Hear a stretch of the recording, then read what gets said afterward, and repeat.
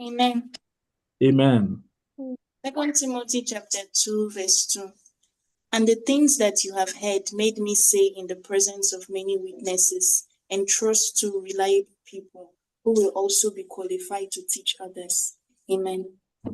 Amen. And then the second one.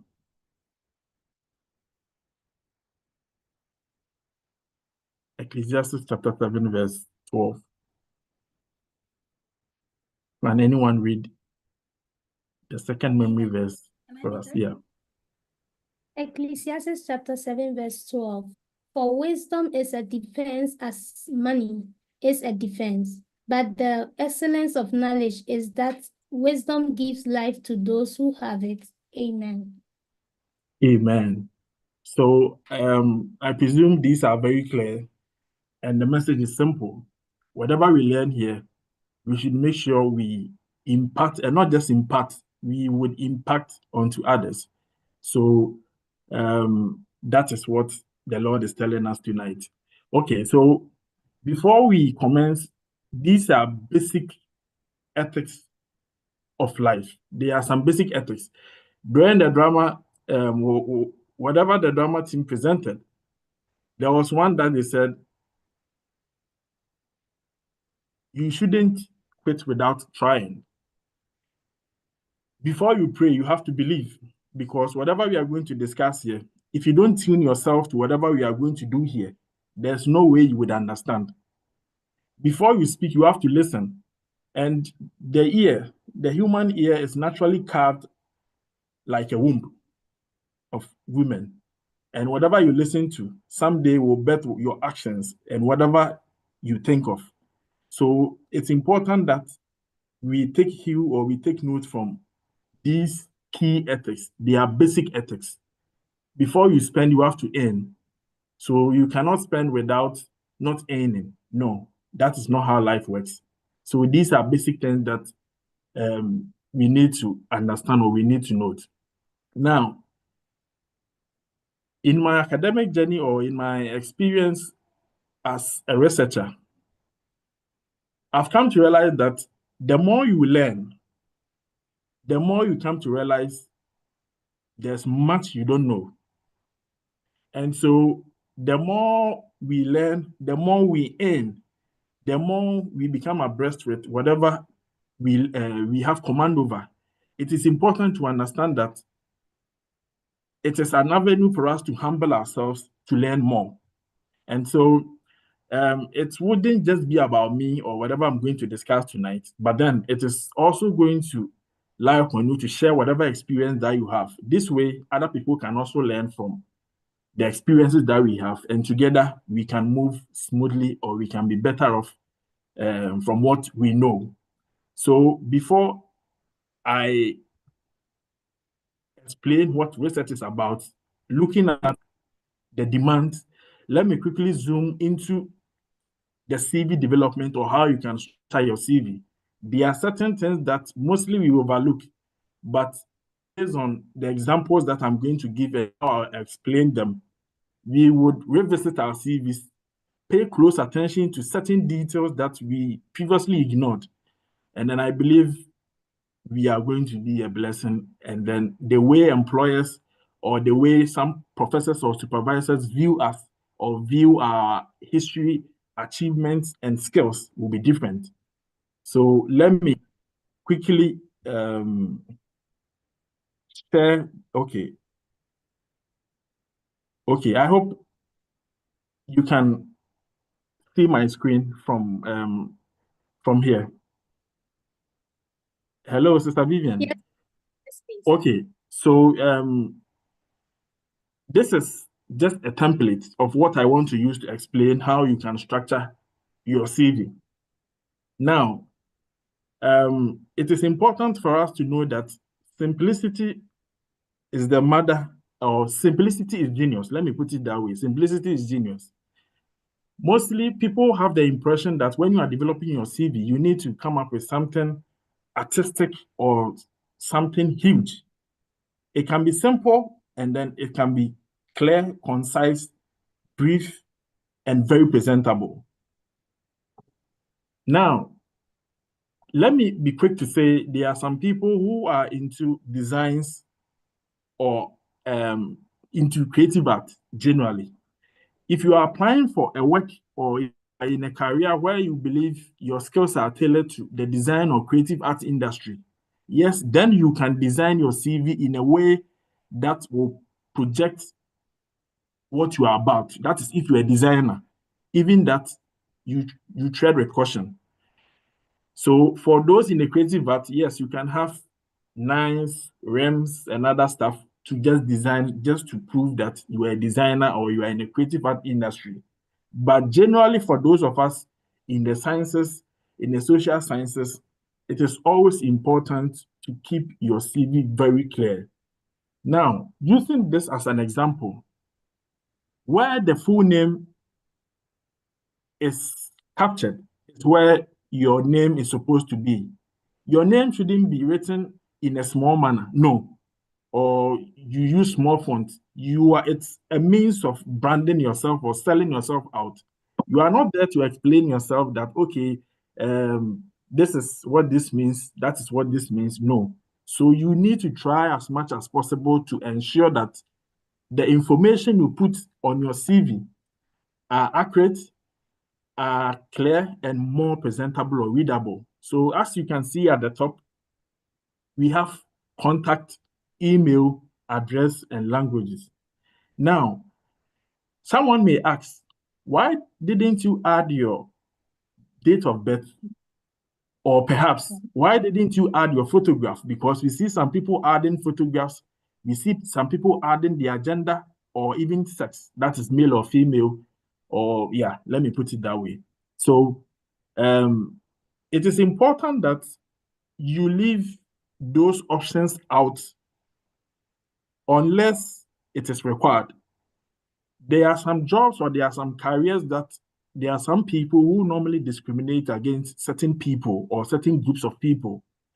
So if you put your picture and then Doc, even, hello, please, the slide is on the research one. We are not seeing oh, the okay, CV. sorry, okay, sorry, let me, okay, okay, sorry. Thanks for drawing my attention to that. Okay. Okay, I hope you can see this. I hope Yes. you can see the template now. Yes, please. Okay, so sorry about that. Okay, so basically where the full name is, like I stated, is where your name must be very clear and visible. Now, you don't have to include your date of birth unless it is necessary. Sometimes they have age requirements, which you can include your date of birth. That is if it is required. You have to include it for them to know, okay, you are below the age or whatsoever. For your gender, don't include your gender, especially to do away with any element of discrimination. Don't include your picture unless necessary. Some people add their pictures. If you have people on the recruitment board who are against women occupying certain positions, or who are against Africans, or who are against certain Asian or against Asians, or certain group of people, then you limit your chances of going through the hierarchy or going through the process. So it is always important to include details that will not raise questions, but then would add more value or would sell you out. Let me put it that way. So you have the full name, you have your contact, you have your email, you have your address, and then languages. Now, some people are polyglots. Polyglots are basically people who can speak a variety of languages. And it could also be a means to give you heads up or let me add more value to yourself. So basically, we need to keep it this way as necessary. Don't include your picture, your gender, sex, or whatsoever. These details are enough unless necessary. Now, it is always important to begin with a career objective. So if you are applying for a job, or if you are even applying for a particular master's degree or PhD program, you need to have a brief, mostly just a line, a statement that tells us what you have in mind or what aligns with your career. So the sample statement is what I gave here, characterized by empathy. I always say, if there's one thing I could change um, about the future or about how people think and see things, it's all about empathy. Because if I have a feel for you, there's no way. Okay, I think, pardon me, I failed to turn on my. Sorry. Okay, my laptop's battery was actually going off. I forgot to turn the socket on. Okay, so where I actually left off, it's important to have a statement that tells more about you and your career objective.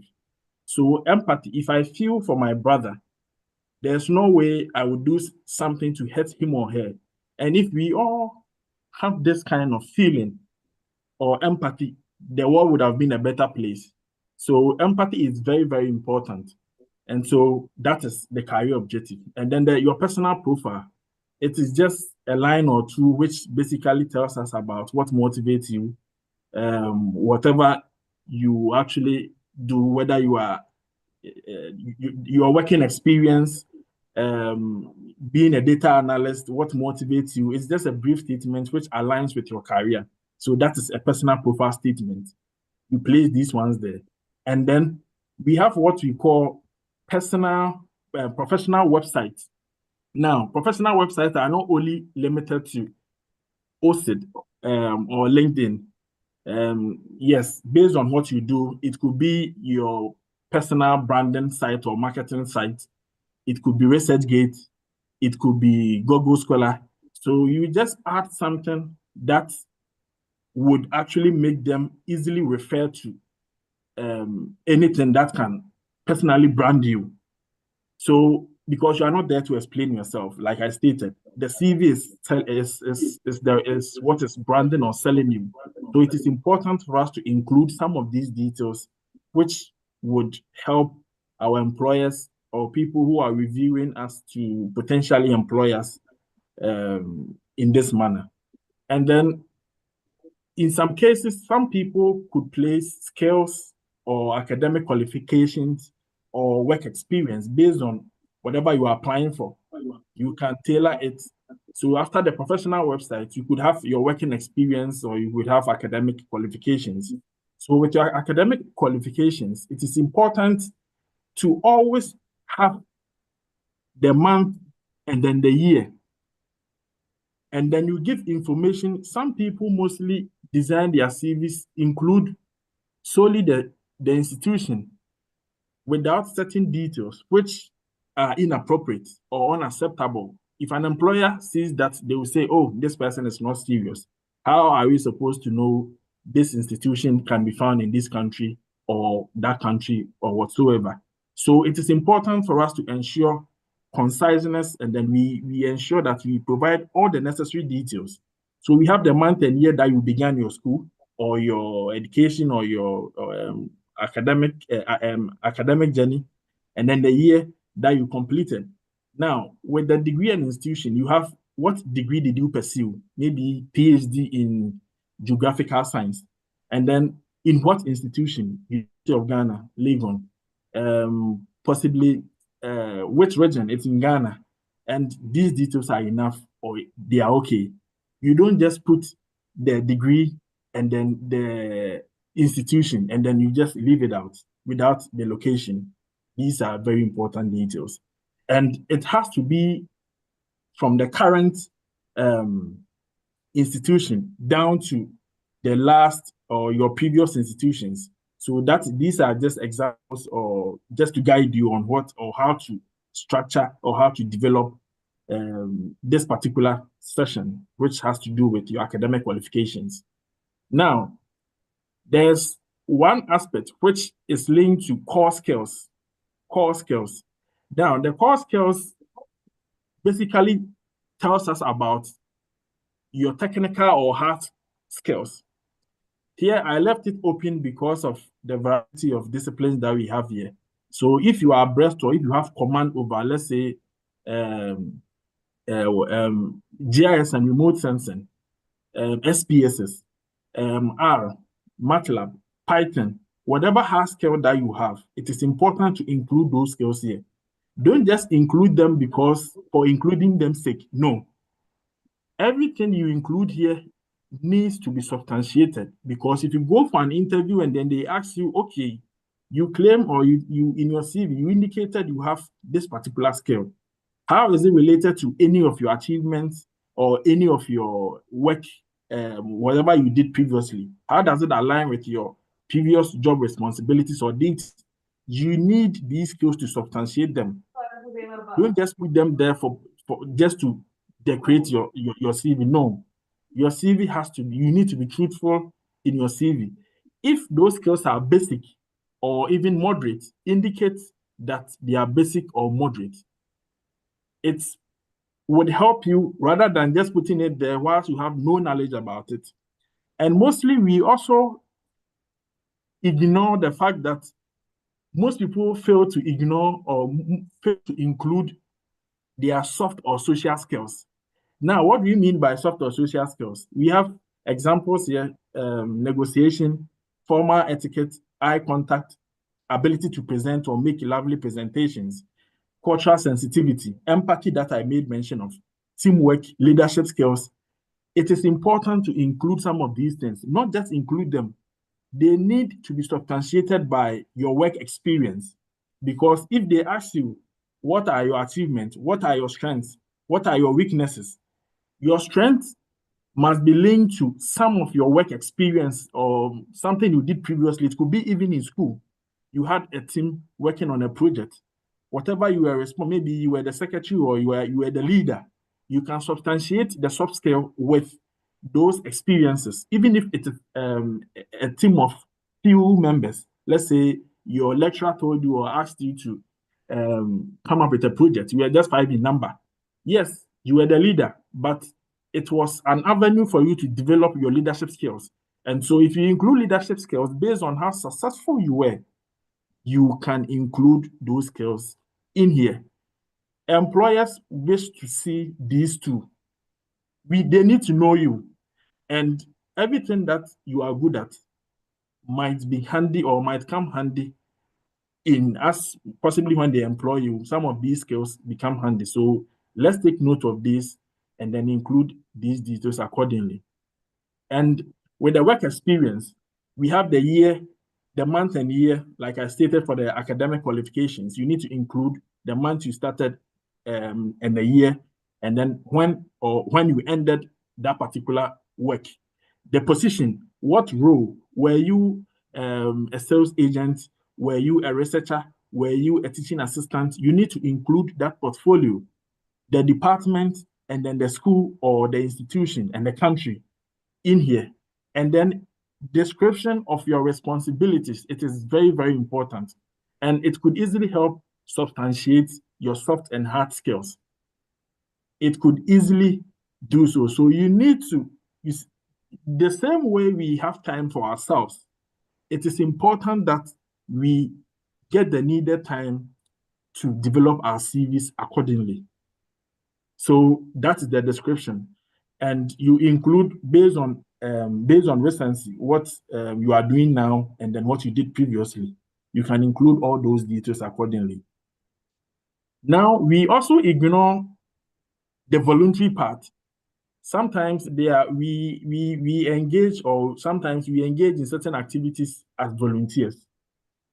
We often ignore those aspects, but based on my experience and my encounter with different institutions or employers, voluntary experience is very, very, very important. Sometimes it's not all about money. Yes, some of these things test our nature and character. Yes, someone will say you don't do things for free. Yes, but the idea is you have this kind of compassion or passion to help or to solve societal problems. So have you served as a volunteer? And as a volunteer, what role or capacity or what institution engaged you and what did you do? You need to include all these details, including the year or the month or the duration. It is also important. So let us not ignore the voluntary experience and the working experience. It is very, very important. Now, there are some aspects. For instance, certifications, project grants, or consultations. Let me put it that way. So project grants, this is just a sample of an example to show you how you can include certain details that we mostly ignore. So for project grants and certifications, now we have recently I actually won, or I had a project approved by Henan province. It's as the principal investigator for this. So the title. So my role as the principal investigator for this particular project, Henan Provincial Funding Project. And then the title is Sustainability and Livelihood Assessment of Specialized Villages in Henan Province. So that is the title. And the year is 2024. And the total amount is 200,000 RMB, which is about 27,000 US dollars. So I need to include this detail because this is more practical. It is something that I'm doing. If it's certification, do you have a certificate in TOEFL, whatsoever? Have you engaged in any consultancy? You need to include these details. Now, in our bachelor's degree, I know we have, I don't know if we have bachelor's, master's, and PhD students here, but there's one thing that we mostly ignore. In our thesis, we mostly spend, or we mostly make use of our own funds for the project. You can sort this out in a way by including this detail as, for instance, you are the principal investigator of your master thesis, your bachelor thesis, your PhD thesis. And then you include the title of your study, and you include the amount. You have to estimate the amount you spend on the project, but you need to indicate clearly that it was self-funded. These things go a long way to help us to attain admissions, projects, international project or domestic project. Because if MasterCard, for instance, and the second one, I'm a co-investigator for University of Ghana and then MasterCard Foundation project. The project is about $30,000, and we have 5 members in the team. So basically, I can include this detail to sell me out as a researcher because that is my field. If it's about something you do, it's important to include those details here. They go a long way to add more value to yourself. I don't want to spend so much time on these ones because tonight we have a lot to digest. But I hope this is very clear. So we can include these details as well in order to rebrand or to include us to present us in a better way to employers or to people. But remember, they need to be substantiated. Now, publications. I included samples of the publications that I have in recent years and previously. So basically, these are some publications that I have, which I include in my CV as well. So you can also do same. Your name, maybe the first 3 people, or if even you are the 4th person, you can include and just highlight your name or bolding your name, the title of the project, the journal, and then the DOI, where anyone can easily slot into look out for the paper. So that is for publications.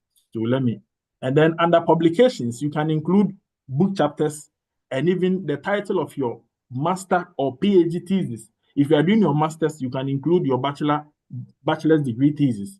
Yes, just the title. It's also important. Just include that one there, and that is that. And then for achievements, awards, and honors. Achievements, awards, and honors. These are certain achievements that I've obtained or attained over the years. So based on what you attained recently, you can include these details.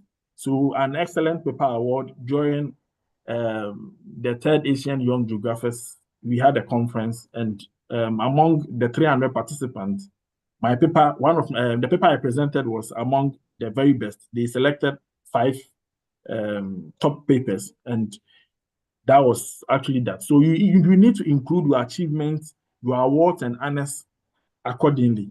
Whether it was given by the church, whether it was given by an institution, you have to include those details here accordingly.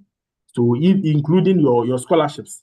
So if you attend Chinese government scholarship, if your country or there's an association that's awarded you need to include those details.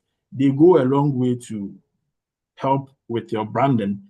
So all these, and then we have a section for conferences, seminars, workshops, and colloquiums or colloquia. People might put it about colloquiums. So whatever you've attended, whatever conference or seminar you've attended, you can include these details as well, based on how recent and the previous ones. Sometimes for CVs, and then resume. Resume is just an abridged version of a CV, something brief. Sometimes it's just 2 pages. For CV, it can be as long as possible, but you need to ensure you work within a frame of 5 to 10 pages based on your experiences. It could be 1 page, it could be 2 pages, but ensure that you include certain relevant details that will sell you out.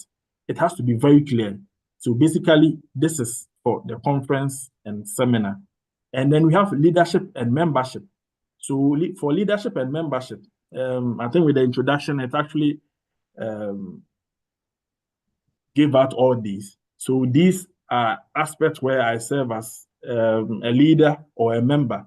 So being the chairperson of NUS, the Ghanaian union that we have here, the vetting committee, and an editorial board member for these journals, and then also serving as a co-supervisor for some masters and PhD thesis. I currently serve as a blind reviewer for University of Development Studies in Ghana. It's a university in the northern part of Ghana, and then the University of Ghana as well. So if you've supervised or served as a co-supervisor,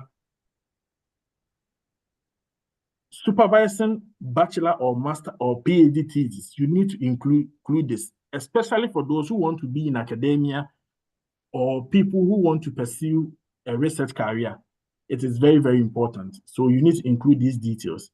And so, yes, and these are some journals that I serve as a reviewer and where I serve as a leader or chairman, among other stuff. And these are the last part of the last bit. Hobbies. It's not always about, we normally overlook these things, or we normally feel it is not important to have hobbies. You see, employers want to know whom you are. It's not always about work. No, we need to know whom you are. So it is important to, if you love music, if you love swimming, there will be a time, we want to organize, just like even at church, we had a drama team. Yes, they are to minister or to tell us something through their drama. Now, a time will come where even at your workplace, they'll tell you, we want to organize a sporting activity. You said you were good at this. Can you help us with the planning, the organization with that? They need to know whom you are. We are employing someone. It's not always about work. We need to know you. Do you love playing football, swimming, reading? And reading, what type of books or not or stuff do you read? You need to know what to put here. And it is very, very important. It is not always about skills, work. No. These are also very important. If cooking is your hobby, just place it there. And referees, you could realize that here I placed referees' details will be shared upon request. Most people normally include, let's say, 3 or 2 people, which is the norm. If you are applying for a job that they request or they demand that you include those details, you can include them. But it is often advisable that you don't include those details. The idea is if your application progresses, they will definitely ask you to suggest or to suggest 2 or 3 referees to make a recommendation for you. So you don't necessarily have to put those details there if they didn't indicate in their required or in their requirements that you should suggest or you should give them 2 or 3 referees. It is better to put it this way. So once they request, then it means that your application is making progress. Then you give them those details. And then a declaration to testify that whatever you've presented up there is authentic or it is valid, and then it is just a statement to declare or to show that whatever you presented that there could be defended or they are accurate or authentic. So it is important that we present our CVs this way: simple, straight, and easy to read. So basically, that was just by the way. Now let's zoom straight into what we intend to cover tonight. This was just to guide us on how we can develop our CVs accordingly. So let me quickly spare tonight's slides. Okay. Excuse me. Okay.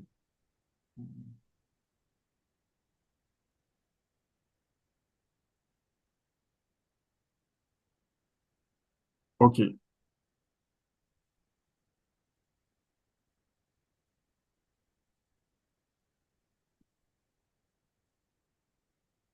Okay. Okay. I hope you can see my slides. Hello, Yes, sir, Sister we Media. can. Yes, sir, we Okay. can.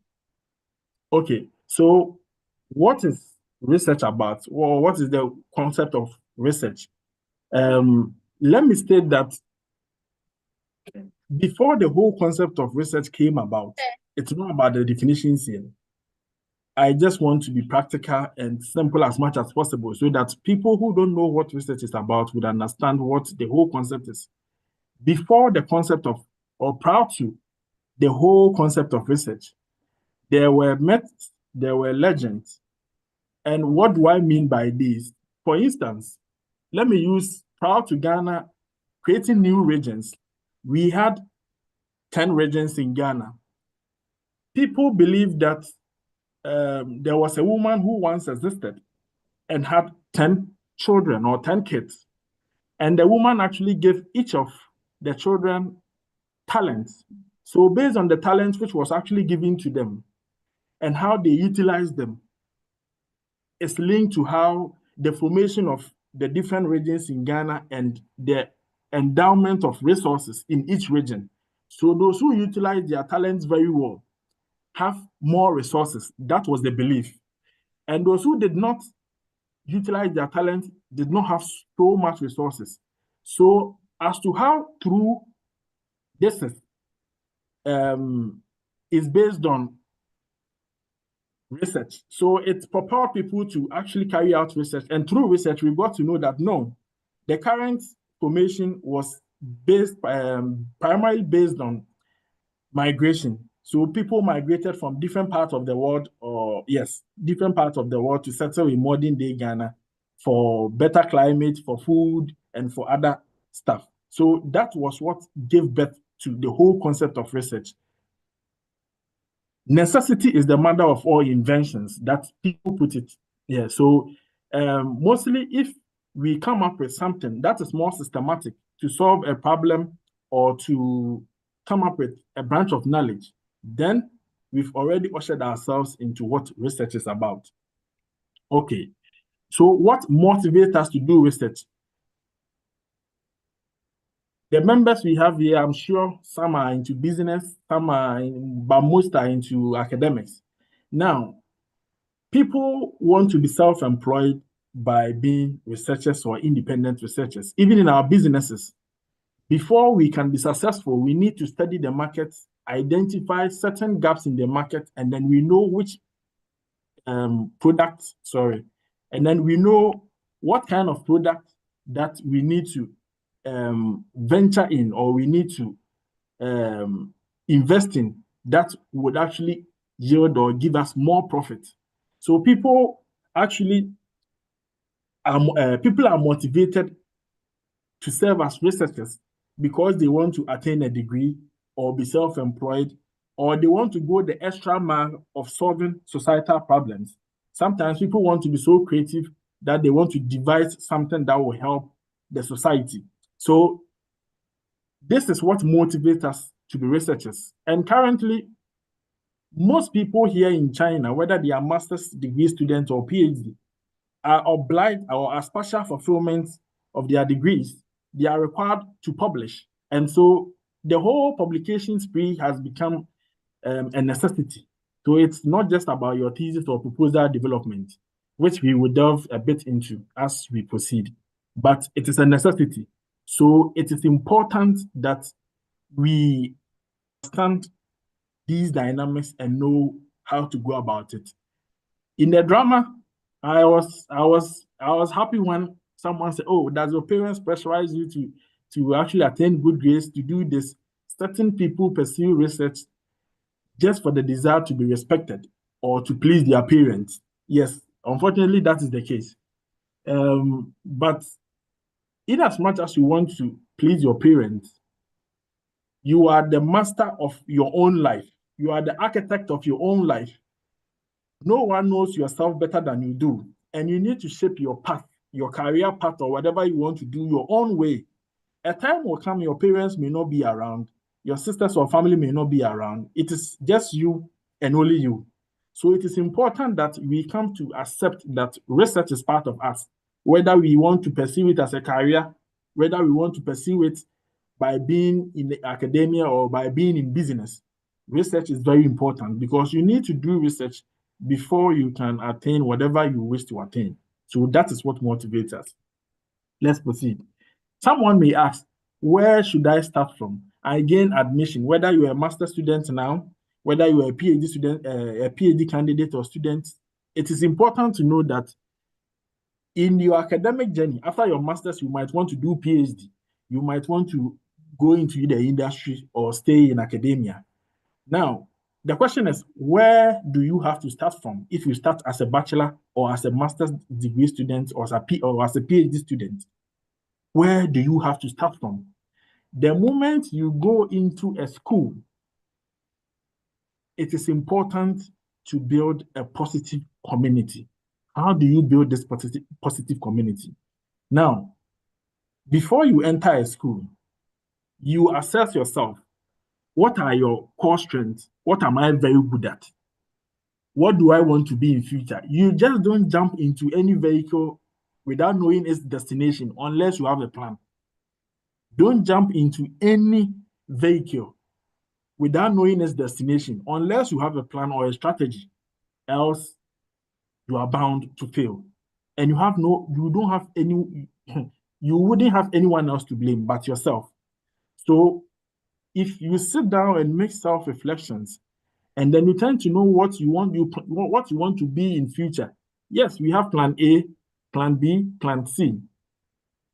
Sometimes, if whatever we want to do is not ready, and it's not always about what you think, if we need guidance, we need to pray or we need to continuously pray to God to enlighten us or grant us the spirit of discernment to know our purpose, what we have to do in our lives. Personally, what are your strengths? What do you think you can do? What are your skills? What are the career options? You have to look at this. Once you get to know this, then you connect your skills to your career. Because, like I said, the CV that we looked at, your hard skills, your soft skills, they have to be connected to your working experience or what you plan to be in future. So there has to be connection. That's why I said you can't just jump into any vehicle without knowing its destination. If you don't have a purpose, pray and ask for discernment. If you cannot do, ask people around you, what am I good at? What do you think, or how do you see me? Do you see me as someone who can do this? And it's not based on people's intentions or what people will tell you. You know yourself better than anyone, but sometimes you just engage other people to see how they think of you and how you can improve yourself based on what you want to do. So where and how can you identify a research topic? People say, oh, I just started my education or my academic journey. I don't know even how to identify a research topic. To identify a research topic, you have to go be attending conferences, seminars, workshops, and during these events, the researchers who mostly present, we don't go or we don't participate just for participating's sake. No. These people organize these workshops or seminars or conferences to highlight very important and trending areas that you can work on. They suggest areas, topics based on the presentations. So you just note, oh, this month, this area, once it aligns with your area of interest, you just jot them down. That is one way of developing a topic or identifying a topic which you're passionate about to pursue. Sometimes you can also identify a research topic based on the literature that let's say you are reading certain papers in your field. Mostly to identify the areas or gaps, you don't have to read the whole paper. No. If you are into reading, you don't have to read the whole paper. You can just read the abstract and then the conclusion, just to know the gaps. Sometimes in the conclusion or even in a subsection that precedes the conclusion of most papers, they highlight the limitations of those studies and then the research opportunities. It's not always about limitations. Opportunities also exist. For instance, IPCC applied this model in their global study. You've seen that they've not applied it in maybe a regional or local study. So you want to institutionalize or practicalize that at a local level, then you do so. It is a gap. If you don't read, reading has to be part of you. If you don't read, there's no way you can know what is trending, you can know the gaps, you can know the opportunities that exist. You need to read and read at all times in order to identify this. If you cannot do that, you can also engage senior colleagues or friends who are in the same field. With discussions and stuff, you can know how you can go about where to start from. How can I develop a topic in the first place? Go for conferences, go for seminars, read books, read articles, engage senior colleagues or people who are experts in the field, and they can suggest areas or topics or give you ideas that you never thought of. And it could serve as the foundation for you to come up with an area to work on, a project to work on. It is very, very important. And as we proceed, we will know how to go about those ones. So you consult experts and seniors. And then most of us here don't have profiles or accounts on ResearchGate, academia.edu, Grow Kudos. These are areas that people share their papers, their projects, even ask questions. You can even throw a question on ResearchGate or on academia.edu or on LinkedIn. You just or put a question there, and people will come up with lovely answers or ideas that can help you in your project. So it is very important that we get to know this. You are not an island to yourself. No, you need, whether you like it or not, you need someone to push yourself. So don't feel shy. Be free and open-minded and just consult or engage experts, seniors or colleagues, friends, and even your supervisor. And we will delve more into that as we proceed. So how can we navigate our career and then our research study? Let's quickly zoom. Now, before you choose a research field and a school linked to our career, we need to take note of these things. Mostly, we just ask people, oh, can you help me? Because maybe you don't want to go back to your country. So, or you feel, okay, my country is too difficult. I want to pursue this. I want to use academics, or I want to use education as no. You see, it's hard time we understand that our lives and the decisions that we take is not just about us. If you plan very well, you can sell through things easily and you can be better off, whether you are here or you are back home. So the tide does not dictate your path or where you have to be. No, based on emotions. We don't act based on emotions. It is the listing, or it's something that we should refrain from. So before you start any program, before you engage yourself in any career, you need to contact students or coordinators in that particular school. And here, I'll state this. Not all information on the internet are legitimate or are correct. Sometimes you read certain details on the internet, or you surf or you navigate on a website, and then you realize that, oh, they've actually placed very good information there. You think that is it. No. You need to go the extra mile to get more information by getting people in the school to give you more details. And again, let me sound this question. It is not always about what people say. Sometimes some people might have bad experience with certain people or even with the school. It doesn't mean that the fact that they are saying the school, in this school, they do this, they do that, they do that, so you draw your conclusions. No. Case by case scenarios, we have, let me drink.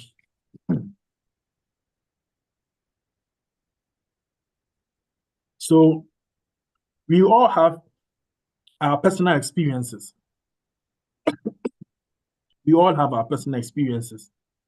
We need to understand that we can shape our own way by doing or by coming up with, by engaging researching. So you can contact friends or students in other schools to know if you intend to be enrolled in that particular school. It is important to do your background research very well before you even apply to that particular school. And then I've already touched on navigating school. Those in China here, most schools in China here have their background or have their core. Each university has its own core. So is my university into meteorology? Is it into medicine? Is it into geographical sciences? You need to run or to do this check before you know. Because sometimes you go into an institution and you realize that whatever you are doing does not align with the core of the university. And then you might find yourself wanting. We need to run thorough checks before we actually decide on choosing a university or choosing a career. If I want to be into business, you need to check, okay, if let's say those into, sorry.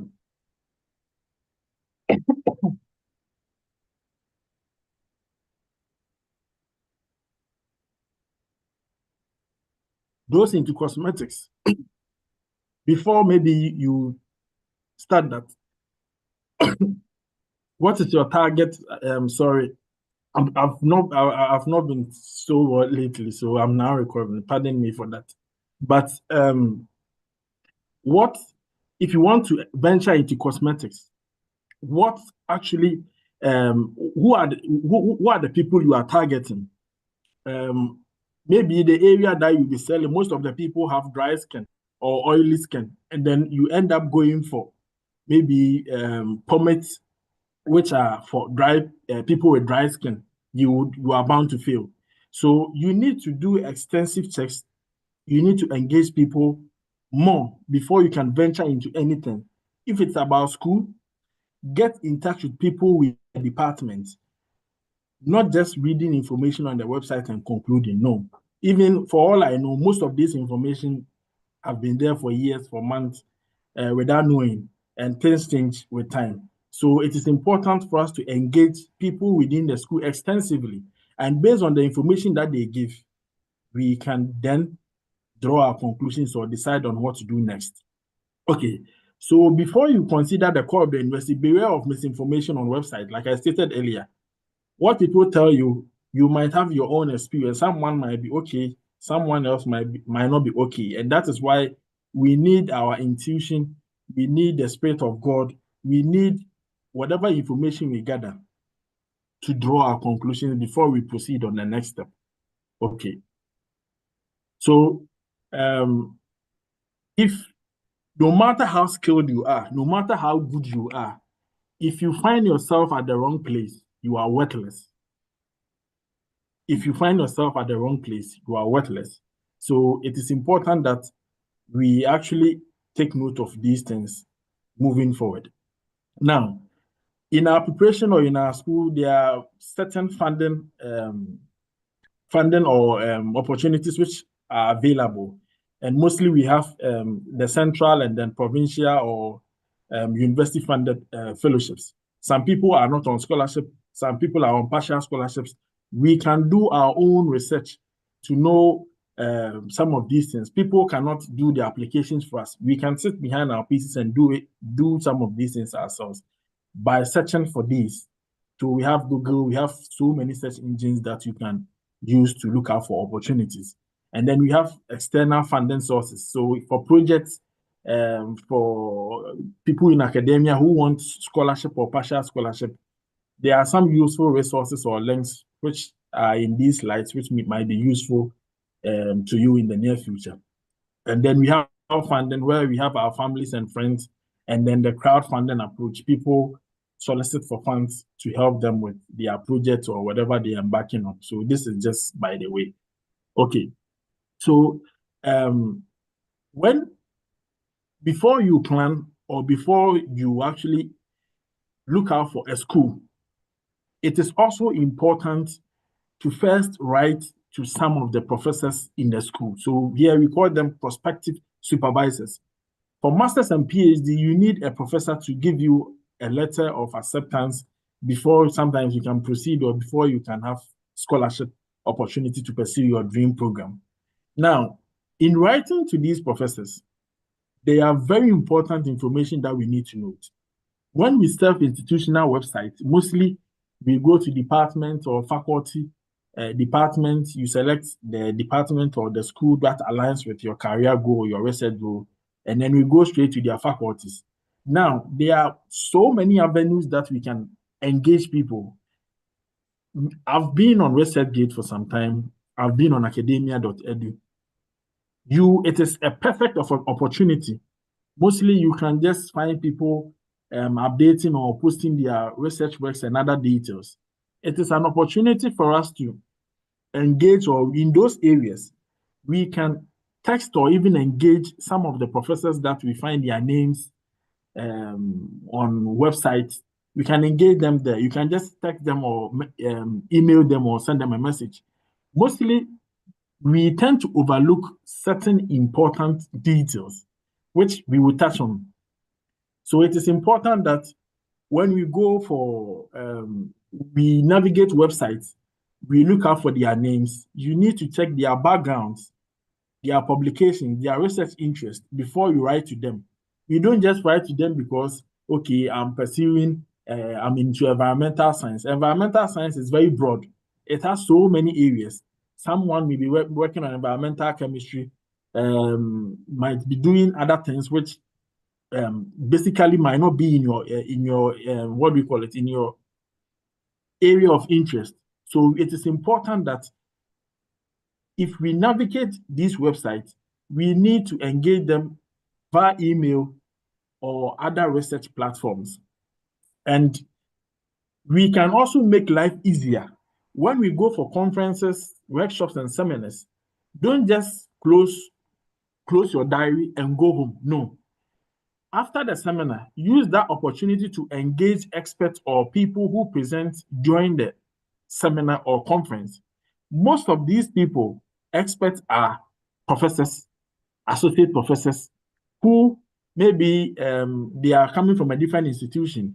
Once you engage them, someday you might need help or you might need them to be your supervisor. The moment you text them, because they've seen you or they've come to, they actually got to know you through the conference, they can easily accept you and to serve as supervisors. So when we go for conferences, it is an opportunity for us to engage those professors.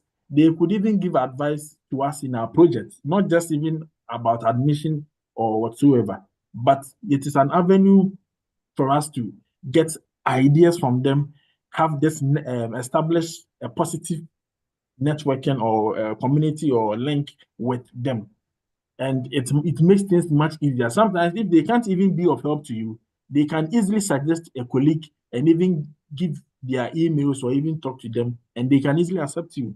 And that is one way to actually get supervisors. Someone will say, oh, I've been writing so much to, I've written 50 emails to these professors, but they don't respond to my email. Yes. People think, okay, the moment the enthusiasm, when you write to one professor, two professors, that's it. No. You need to write to as much as possible. Sometimes you can write to 50 and only one or two might respond. One may be positive, even the two might not be positive.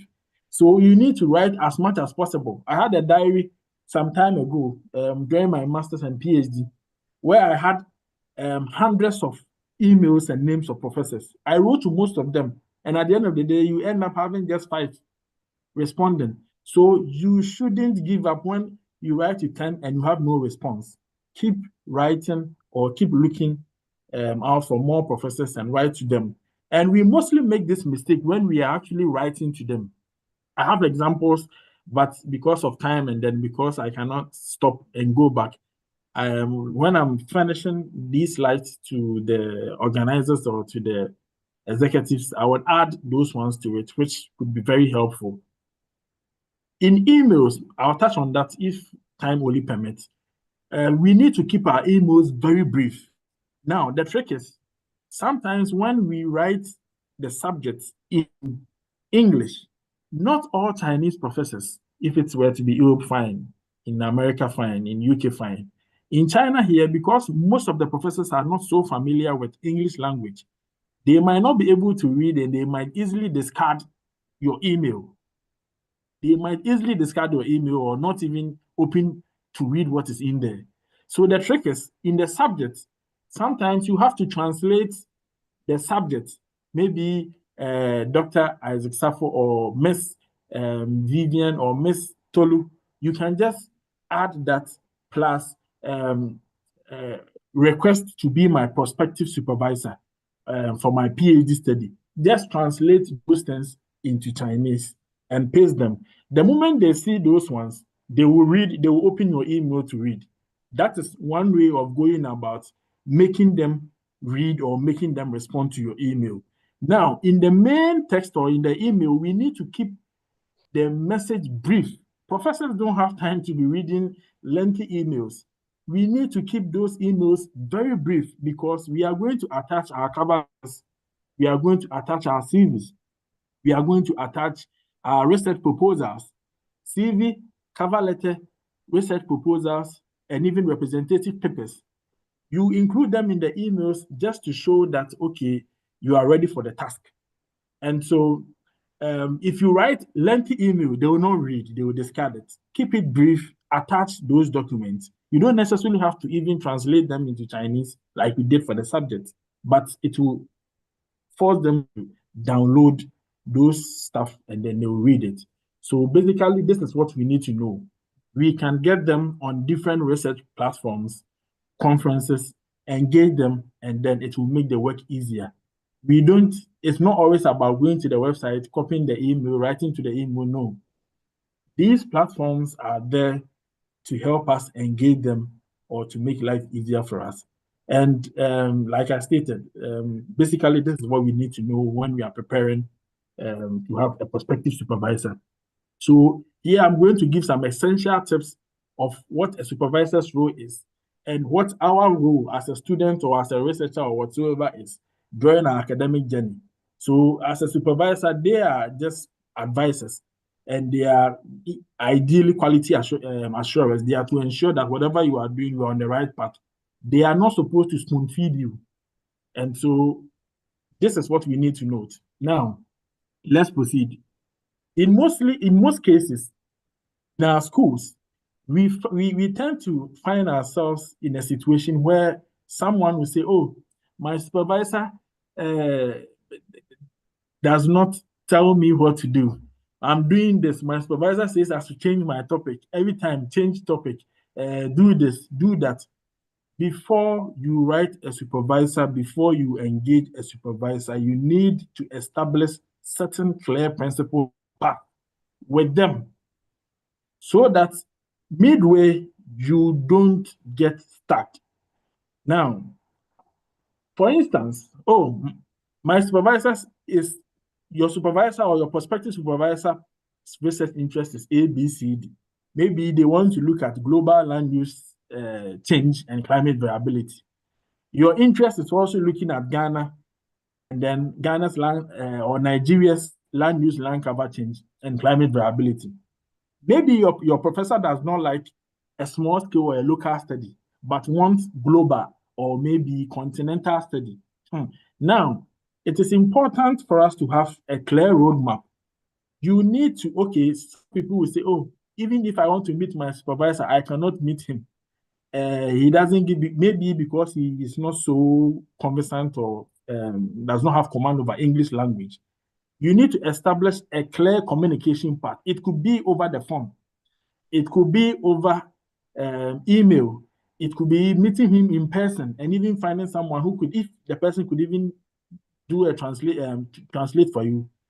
For the start, it is important to ensure that your supervisor is responsive or is active enough to have this rapport with you that you wouldn't get stuck as you proceed. You need to sit down with him and make sure that, okay, I wanted to look at Ghana or a local study, but since you are looking at the global, maybe I don't have data on that.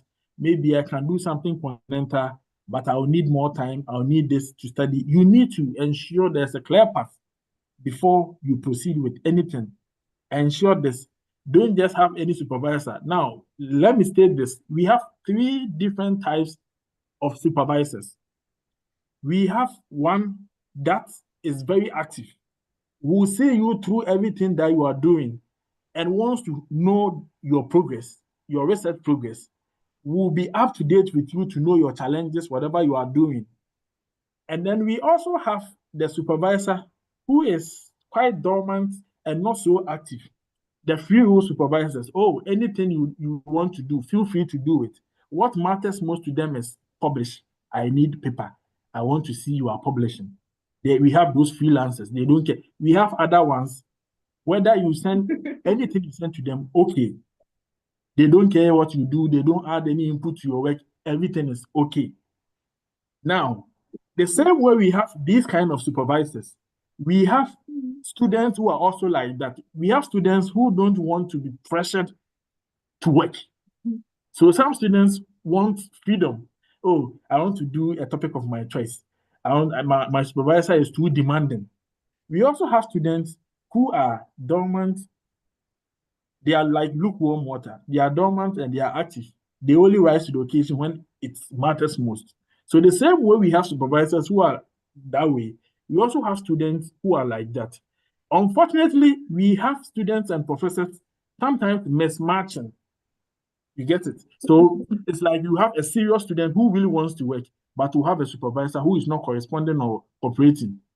And then they will be complaining. I don't blame them because one size does not fit all. You just need to know the kind of supervisor you have and then you know how to relate to them. And here, let me state this. It is important to negotiate with them if you want to have a co-supervisor or co-mentor. And here we need to be very reasonable or pragmatic in our approach. What do I mean by this? Negotiating for a co-supervisor does not mean that you are going to listen to your co-supervisor more than your main supervisor. It is just an avenue to ensure that you do the right thing, especially if your supervisor is not really giving you ideas or helping you so much. Once you tell them, oh, professor, I have someone who is equally helping me, don't go telling your professor, oh, your professor says change this. But don't go telling him, my co-supervisor or my co-professor says, ask me to do this. And so I think this, no, it is not right. You end up making things worse. Negotiating is like they are blind co-supervisors or let me put it that way, or co-advisors. They are to just guide you because or filling in the gap that your professor is not doing so. And then every human being, no matter how difficult they are, believes in justifications. And so it is important that if you believe you are doing something right and your professor even tells you to change that, you can change that and make them believe whatever you are doing or whatever they suggested may be wrong or may be right based on how things are like. Now, no professor wants to be disgraced. Do what they want, but make them know you are schooling them indirectly, even if their suggestion is wrong. That is what we need to know. We need to be cautious and more polite or reasonable in our approach. So the communication structure is very important, and knowing how to deal with them is also very important.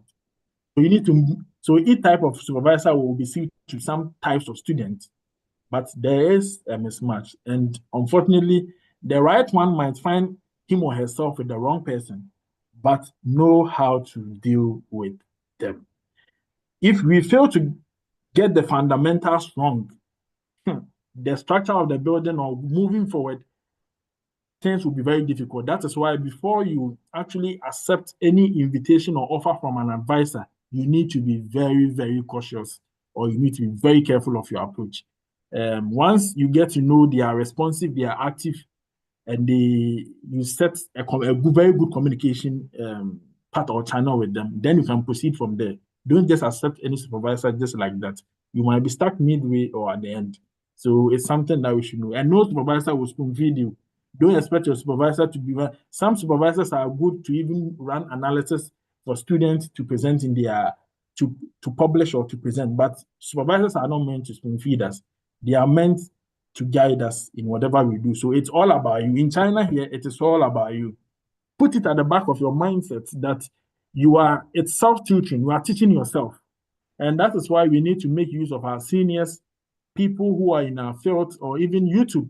We can watch videos, basic videos regarding the skills or software that we want to learn in our own way to get much better. Now, how can we transform ourselves? So these are key transformation tips. Sometimes we are too comfortable in our comfort zones. You see, as Christians, unfortunately, I'm sure we all believe in heaven and hell. Christ was never full of fear. The moment you let fear or emotion dictate your path, or if emotions overrule your thoughts, you will fail and you go to hell. I will not mince words. You will go to hell. No Christian, no true Christian should be engulfed in fear. No. So we are too comfortable in our comfort zone. Sometimes we need to move out of our comfort zones or think outside the box in order to experience something new. Why am I saying this? Now, have we asked ourselves if we have actually discovered our purpose in life? Not the natural code of purpose, which is to worship, glorify God, and build upon His kingdom. That is the standardized one. As Christians, this is what we are supposed to do. We wake up to. Now, just like we have the real purpose. The real purpose is what I stated. The invented purpose. The invented purpose here, what do I mean by invented purpose? The education, business, and everything that we wake up to every day in our lives is meant to give meanings to our lives. You wake up every day, oh, I'm going to school. It is giving meaning to your life. It is an invented purpose. It is not the real purpose. An invented purpose meant to give meanings to our lives. Now we have inverted purpose. Inverted. When you have something like, let me use this pen. When I turn this pen upside down, it is inverted. If we know televisions are meant for us to view. If you go and you see your child striking a tennis ball against it, you would be baffled. Why is my child behaving this way? Because they don't know that the purpose is for viewing and not to play tennis ball against the television. So the moment you have your purpose, what you intend to do, inverted or turned upside down, then you have to be worried, or you have to be very, very careful of what you are doing. So we should ask ourselves, how can I discover my purpose in life? You need to sit down, make self-reflections, and draw, okay, this is what I want to do. Currently, I'm very good at this. I'm very weak in these areas. I need these opportunities. You have people around you, you have your professors, you have other friends, you have family. What opportunities do you have around you that you can use to realize your goal? You need to set this out. So what you wake up morning, when you wake up every morning, what do you intend to do? Even if you are not working, do you intend to develop a very good CV? Do you intend to read information online to apply to for schooling? You will not school all your life. No, unless you want to be a researcher or be in academia. So at some point, you need to have this clear plan in the short term, in the medium term, in the long term. What do I intend to do? You can be a student even here and still have a different purpose or an invented purpose, which is, okay, people want to sell products. I can take their orders, buy and ship for them. It is one avenue of also having another invented purpose to earn more money aside your study. But you should know how to balance these things. There has to be something that gives you meaning to your life. And then you have to let go of what you cannot change. We need to understand that it's not everything that as human beings we can change. No. We cannot change everything. So we can only control what is within our domain and change them. You cannot change someone. You cannot change someone. In as much as you love them, in as much as whatever way you see them, you can't change people if they are not willing to change. So you have to let go of what you can change and what you cannot change, and then rather deal with what is within your control. And then you focus on how you can change them. And that is what will give meaning to your life and transform you, and not worry yourself so much about other people. It is good, yes, empathy, you feel for someone, but remember, you should put yourself first in everything. People would only consider you, people will only think about you when they get something good from you, except few people, which you might say, oh, your mom, your wife, yes. But naturally, people only think about you based on or care about you based on what they get from you. If that thing stops, you know that they don't really care about you. So put yourself first. Believe and think that whatever you are doing is about you, and it's when you become better off that you can the positive effect will trickle onto others, and then you find peace in imperfection. No man, you see, we are living in a world of discourse. People will tell you, oh, two heads are better than one. I don't believe in that.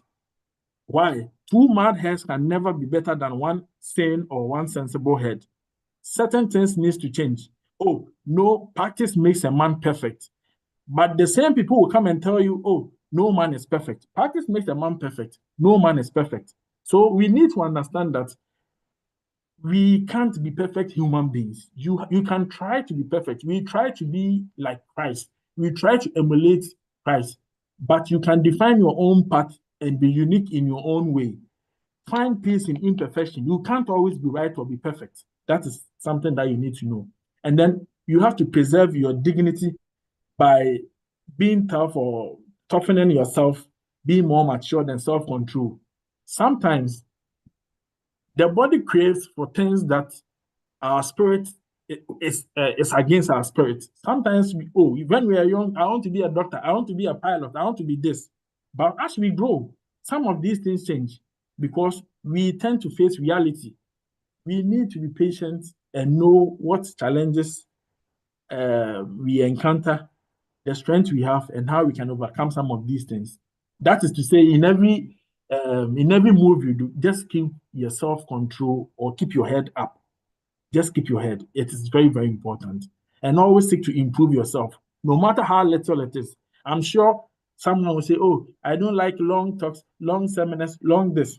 Now, no matter how long something is, no matter how bulky something is, you would find or you would attain just you can attain little information that will add up to yourself. Even if it's a skill program, just go attend and learn something. It will come handy as these small details add up over time. You realize that it will go a long way to transform you. So during this seminar, I'm sure you've learned certain details which have reshaped how you used to think about something. It is important that we tend to know this and then we proceed accordingly. And so this is basically an execution plan, which for masters and PhD students, when you get to the school, the first year, most of us engage in general courses, HSK, Chinese overview, yes. And then it's important to make your supervisor understand, or mostly they understand that the first year is for you to undergo these models, read literature, to identify topics, and then possibly maybe get some data for your study. The data, you can also consult your seniors or people in your field who can introduce you or enlighten you on how you can acquire data, how you can run data. Once you get the results, you can proceed to do the write-up. Once you get the results, you know your methods of doing it, you can proceed to do the write-up. But we cannot do away with reading. Reading is very, very, very important. And then the type of materials we read also go a long way to shape our ideas. Novelty is not always about doing something new in an area. Novelty can exist in methods. It can exist in policy implications, or we could have practical values. Sometimes maybe some existing researchers have applied maybe a model in learning maybe two variables. You want to maybe compare the performance of different models and how applicable they are. It is novelty because maybe you are studying 10 variables, existing study 2, you are studying 10, applying different models. We can find novelty in so many ways, but we can do that once you keep reading and reading. So the second semester, what is expected of you, the third semester, and then the fourth or thereafter. People study 2 years, 2.5 years. So this is just to guide them accordingly. Yeah, and then having a plan and implementation guidelines. You see, we shouldn't always be overambitious. What do I mean by this? Time management is very important. We need to come up with a plan that we can follow. Someone will say, oh, I want to show that don't pretend to be a serious student, or don't pretend to be a serious researcher or a serious businessman or woman. No. You need to be realistic. If you can learn for just during the drama, I was just smiling when I saw the characters in, it said, put your legs in water, and then she would do it and she would be sleeping. Put your leg in, you can listen to music and you will still sleep. You see, once people detect the path for you, it means you don't know yourself.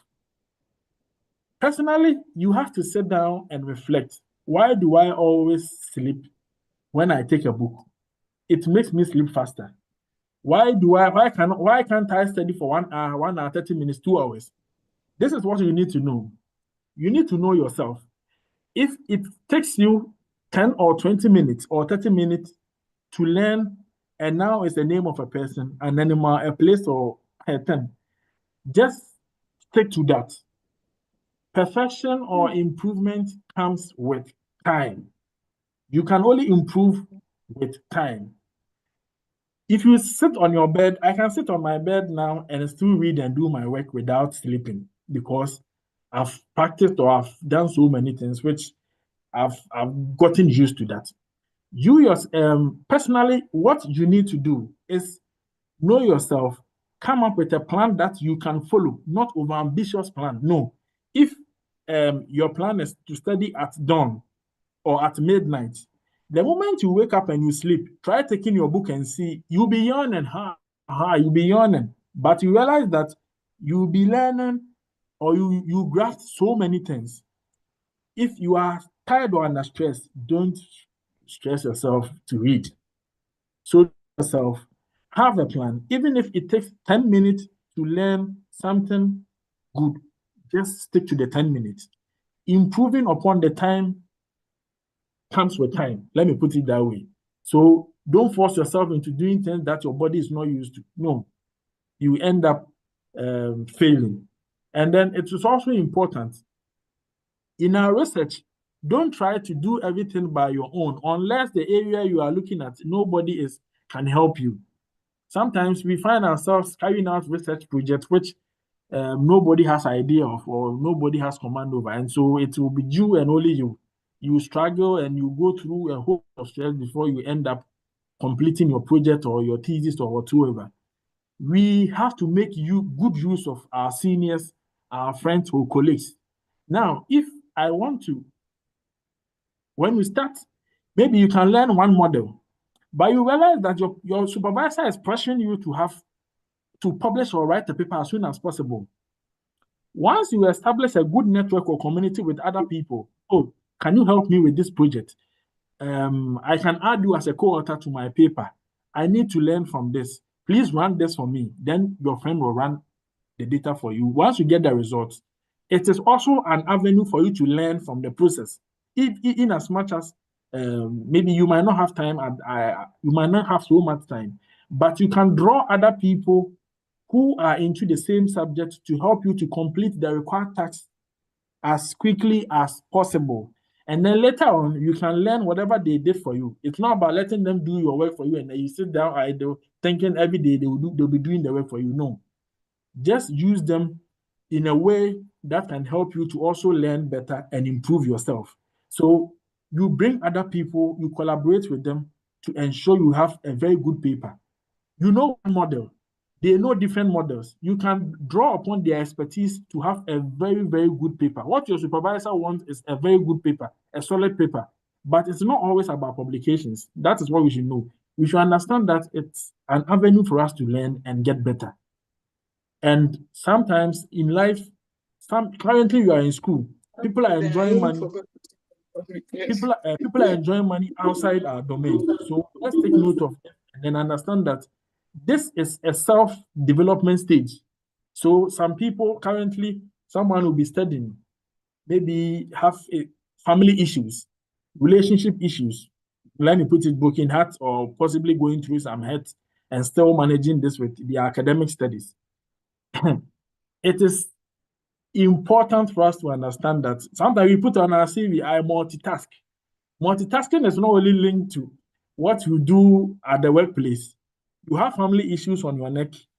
You have your boyfriend or your girlfriend is also stressing you, especially with not giving you enough attention or care.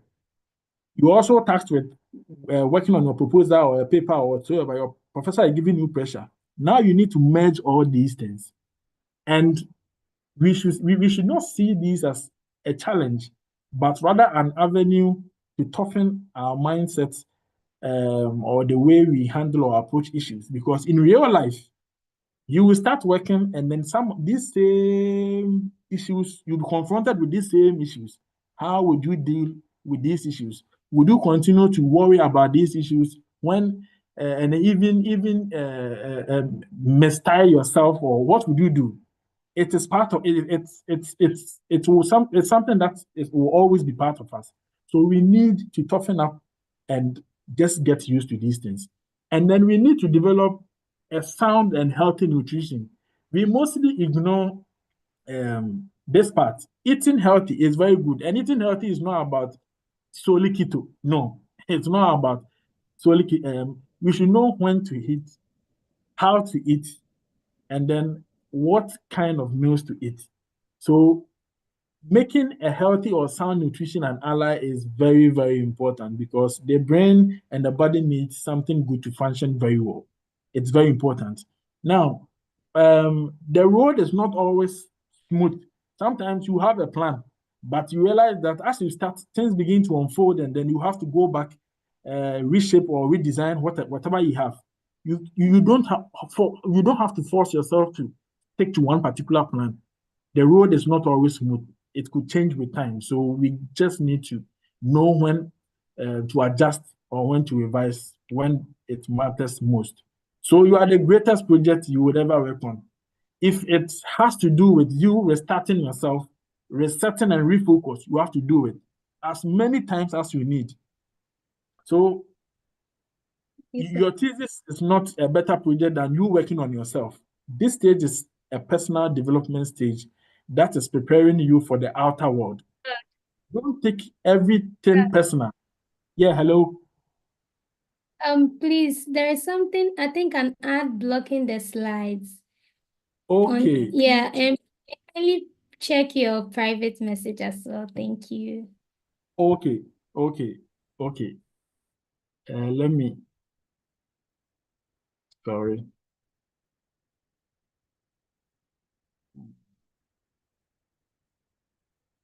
Okay. I hope you can see the slides now. I think my time is also okay. I'm almost done with my slides.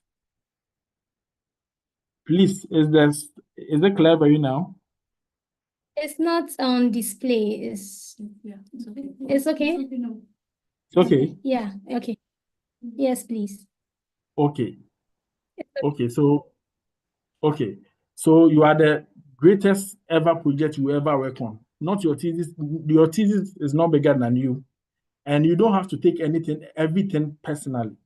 Nobody thinks so much about you the way you think about yourself. It's something that we need to note. Okay, because we don't have so much time, I'm almost done with my slides. And these are very important tools or platforms that we can use to write our papers, our introduction, our literature review. Now, for those who are interested in bibliometric or review studies, we have SiteSpace, ViewSviewer, ours, BiblioShiny, we have the Bibliotrix. All these are to help you with your review studies or systematic reviews. Sometimes people fancy, oh, I see you designed a nice diagram. It's not always that we use Microsoft Word or Microsoft PowerPoint. You can make use of Draw.io. If you need any help concerning this, you can get in touch and I would help you with this. So we have Draw.io, we have Visio, we have Inkscape, we have Origin Pro. All these tools are meant to help us design sharp figures, which we can include in our thesis and then our project. And then we also have, for your introduction, we have these AI tools.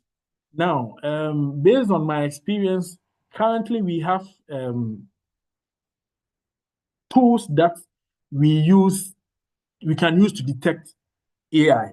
If you use ChatGPT, now people don't even use ChatGPT as much, or DeepSeek. We have tools that can detect. Once you submit your paper to a journal, we have anything can do it, or the systems have something that can detect AI now. Currently, it's something that is gaining more grounds. But the most important thing is having a similarity index, which is down. But anytime we use these tools, we need to add human touch to them. We need to use we need to apply, or we need to use human touch. So here we have TinyWow, we have Consensus, we have Paper Digest, we have Elicit. These can write nice introductions, nice literature reviews based on what you input for you. We have Claude 0.7, regardless of your field, all these are applicable. And I added ChatGPT just for people who have heard ChatGPT and don't know what it's about. So basically, that is it. And then we have paraphrases. So these paraphrases, after maybe you've had your literature from these AI tools, you can use Edit GPT, but you need to sign in or register first before you can explore. Mostly every month, it gives you 10,000 words maximum. So if you feel you don't have so much command over your grammar, it can do grammar edits, it can restructure or rephrase paragraphs or sentences to ensure that plagiarism, or it limits similarity index, let me put it that way, so that your work wouldn't appear so plagiarized. So Edit GPT will come very handy. Word tuning is mostly very limited, so Edit GPT is best if you want to do paraphrasing.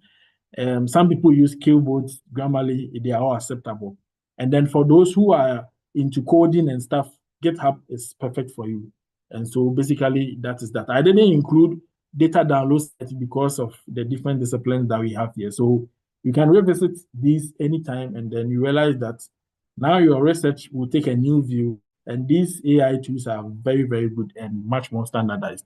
Okay, so we have these ones also here, connected papers that could give you a clue of papers which are similar to what you are working on.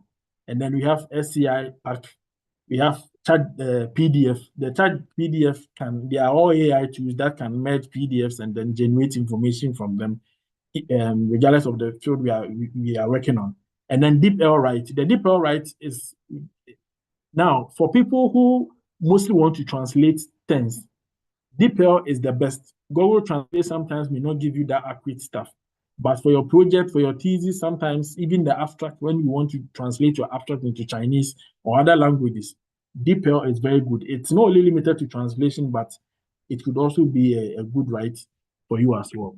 So that is that. And these are some useful links which could be useful for those looking for career and scholarship opportunities, for those looking for research proposal development. If you want project, if you want to apply for international projects, we have that. And then access to academic resources. All these are there to help you.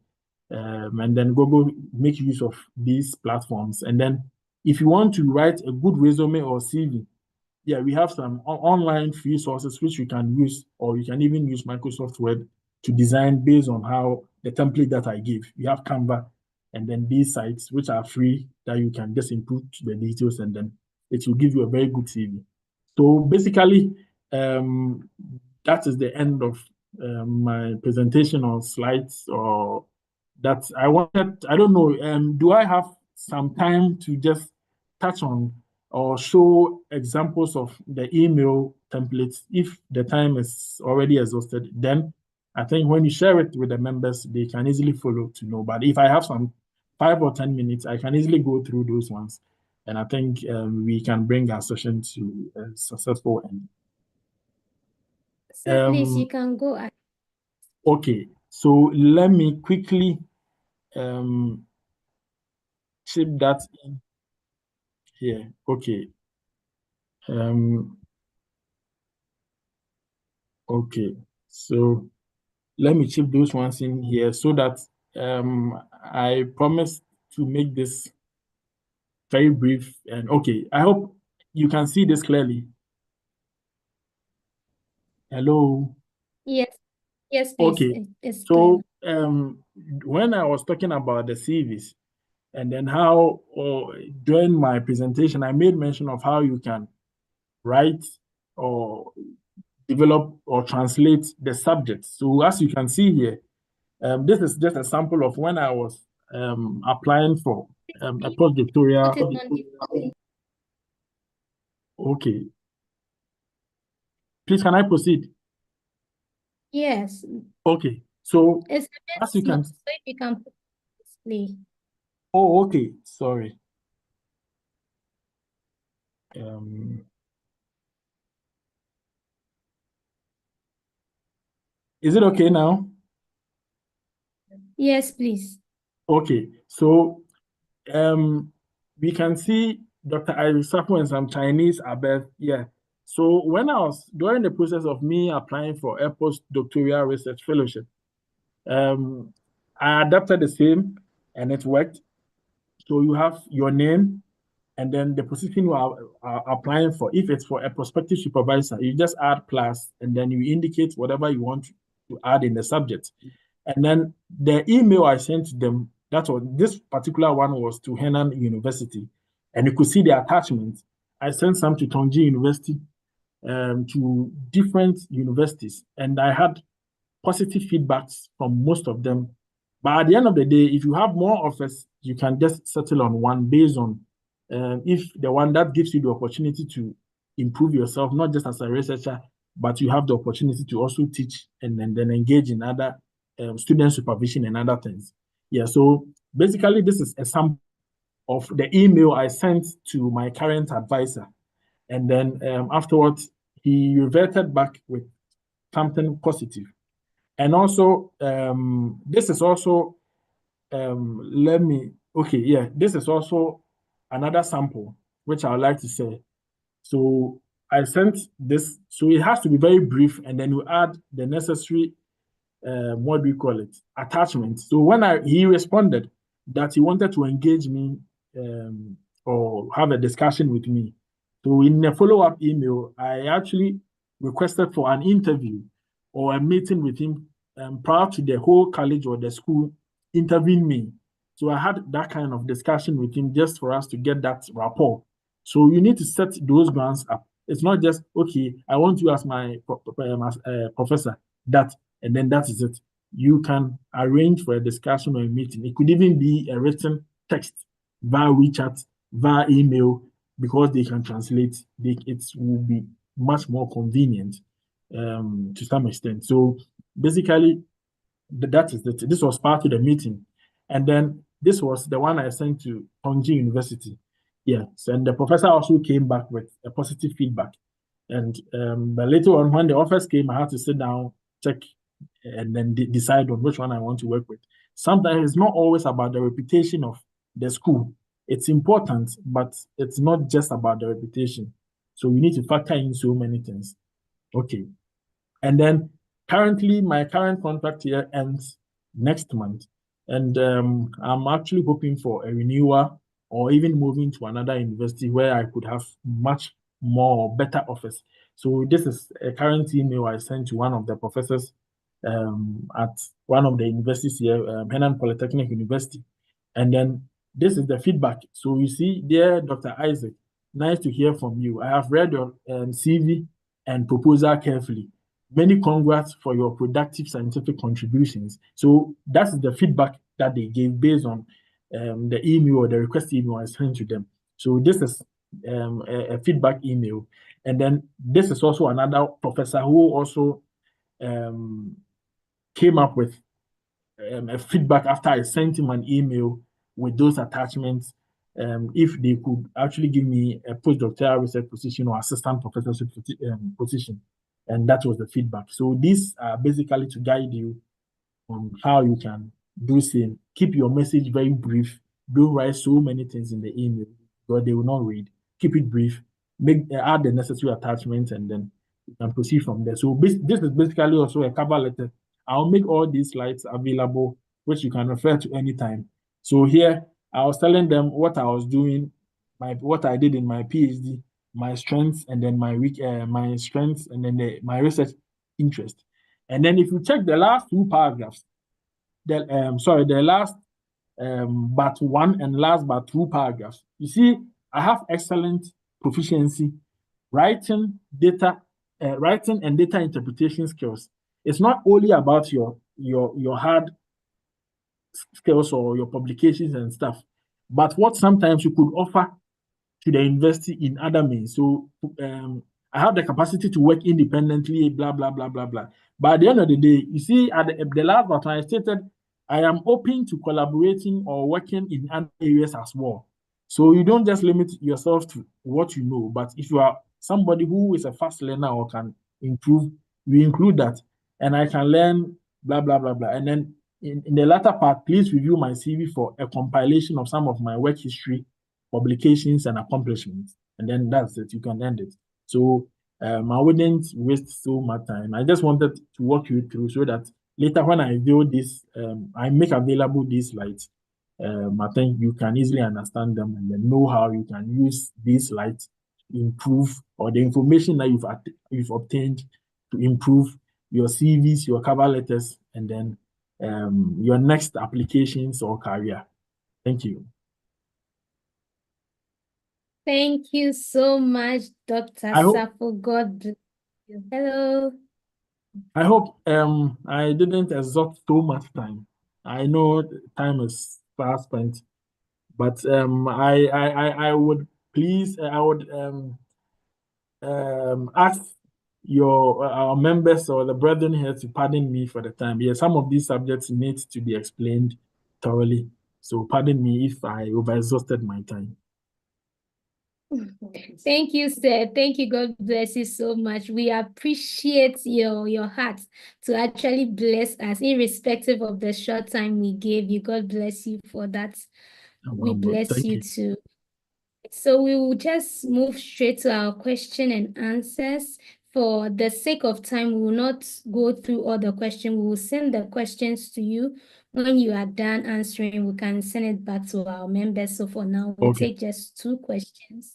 Yes, because of time. Members, yes. So the questions will be sent to Doc and he will answer and will give it to us on our page.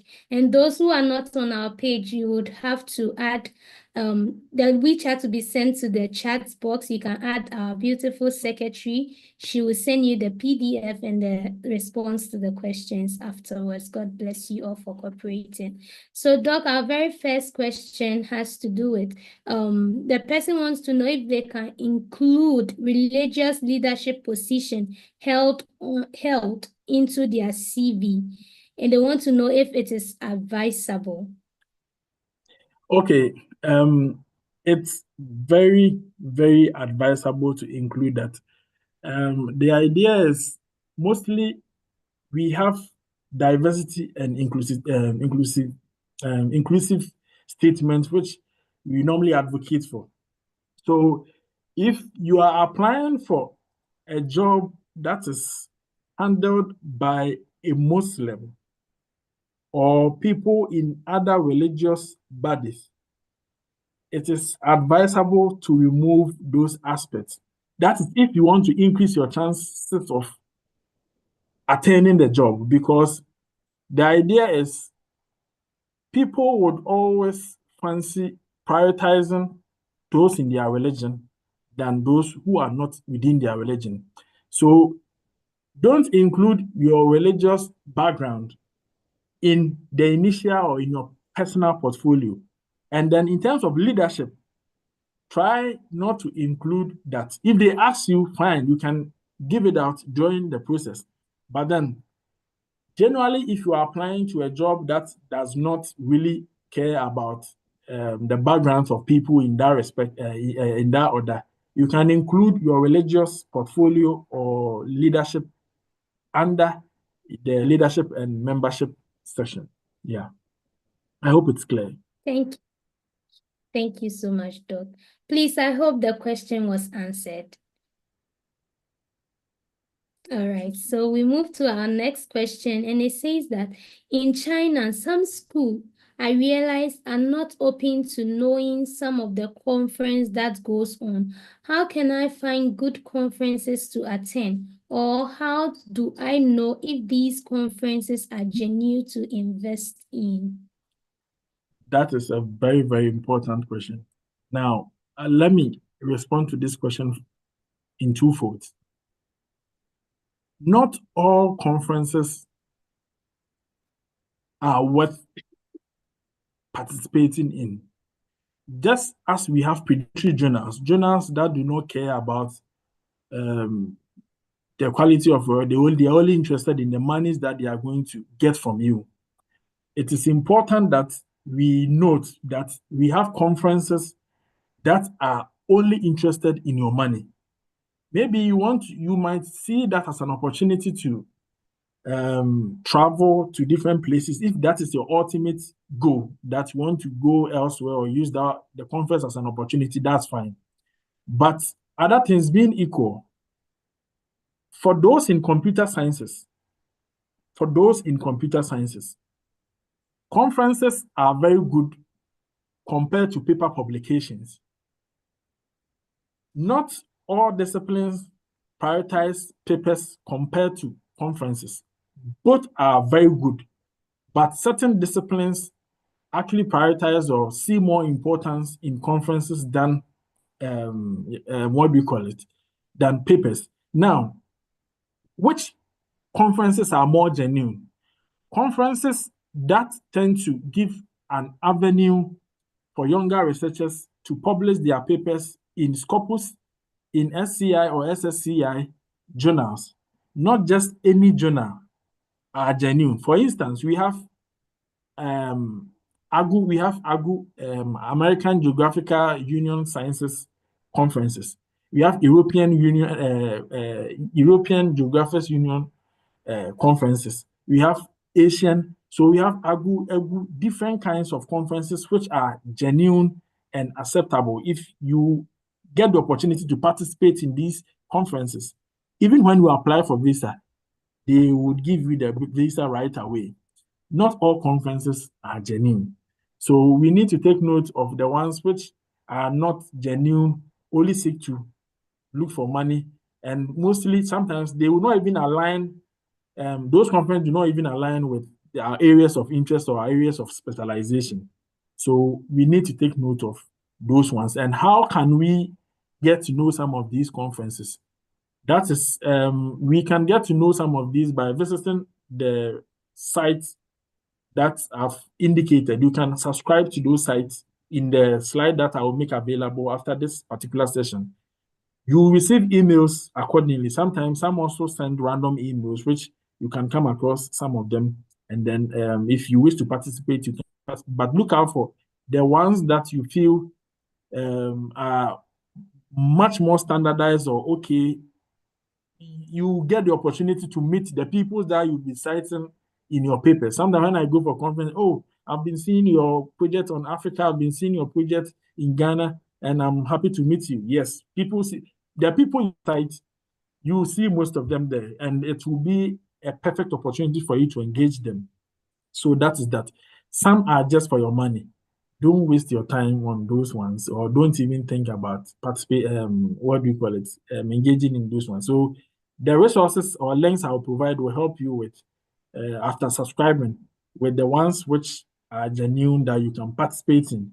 And then sometimes you can even search maybe at your leisure in 2025, okay, 2025 research conferences in the field of, it will suggest or give you areas that the potential conferences that they will organize. I'm sure in computer science, once you get also in contact with your seniors or certain experts, they can share those information with you once you have that kind of rapport with them. So if you have a senior who is in the field and is much more abreast in the field, just contact them and ask them to share some of these things with you, and then they will gladly do so.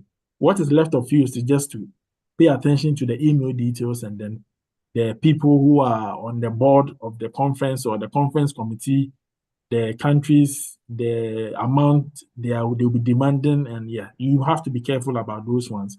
If it gives you the opportunity to publish in SCI, Scopus, yes, they are very genuine. And then even suggest potential journals, they are very genuine. Yeah, thank you.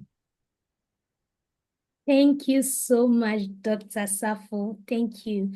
Family, I hope that question was answered beautifully. Wow. Let us appreciate the man of God in the comment section.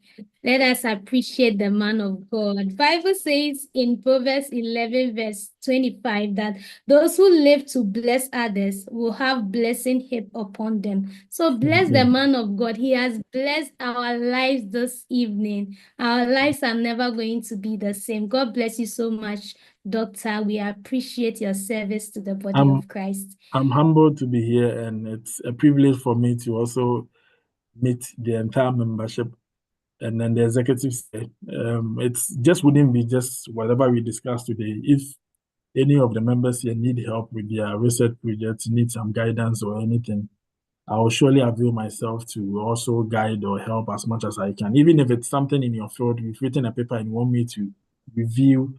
If it's not even within my field, I have people who might be in your field or are seniors in your field that can easily give you a positive feedback.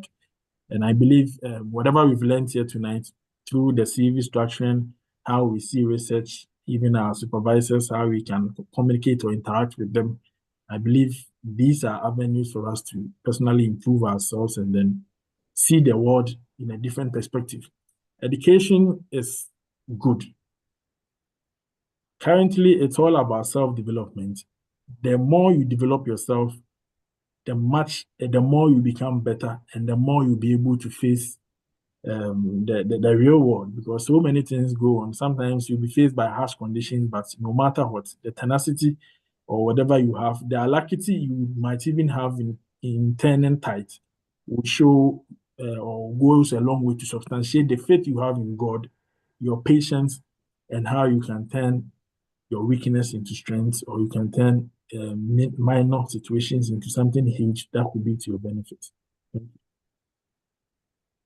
God bless you. On this note, we'd like to call on our chairman to pray for the speaker. Family, let's invite our chairman.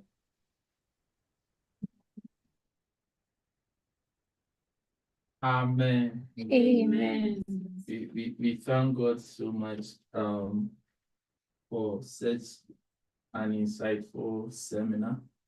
Dr. Sarfo, may God bless you. You have really blessed the body of Christ. And as you have stood, and then you have blessed us, may the Almighty God, who can